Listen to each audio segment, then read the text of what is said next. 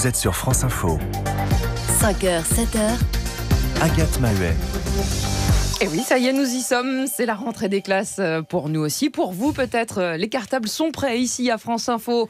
Les masques, les micros aussi. Bonjour à vous, Aurélien Accard. Bonjour Agathe, bonjour à tous. Bonjour Christine Peña. Bonjour à tous. Bonjour, donc ensemble, on va vous réveiller tout au long de cette année qui commence, si vous le voulez bien, sur France Info. Ça commence maintenant, d'ailleurs, avec vous, Christine Peña, vos prévisions. Météo pour une semaine qui sera un petit peu plus clémente que ce qu'on a connu. Exactement, les éclaircies qui sont arrivées par l'ouest, par les Charentes d'ailleurs hier, vont se développer sur une large moitié ouest du pays et le mauvais temps a tendance à s'évacuer vers les frontières de l'Est, avec un peu de neige sur les hauteurs des Savoies à 2300 mètres d'altitude, à haute altitude.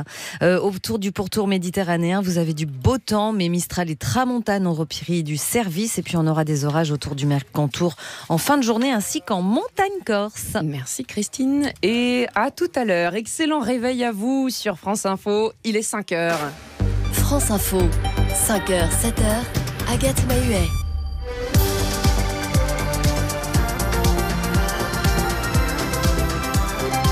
Bonjour Victor Vasseur. Bonjour à tous. Le masque sur le visage des collégiens, des lycéens, c'est dès demain pour la rentrée des classes. Comment les élèves, comment leurs parents aussi s'y préparent-ils?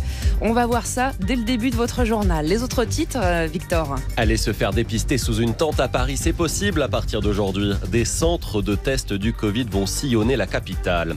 Veolia à la conquête de Suez pour créer le grand groupe de l'environnement. Le géant de l'eau veut racheter son concurrent. On vous explique pourquoi.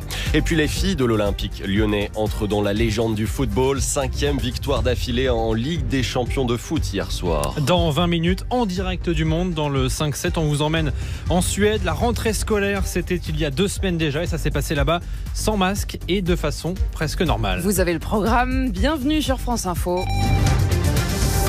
La pagaille sur le rail, des heures et des heures d'attente pour des centaines de passagers de la SNCF entre le sud-ouest et Paris. Des pannes à tout va à Dax, un caténaire arraché, des passagers obligés de changer de train et qui arrivent au bout de la nuit à destination.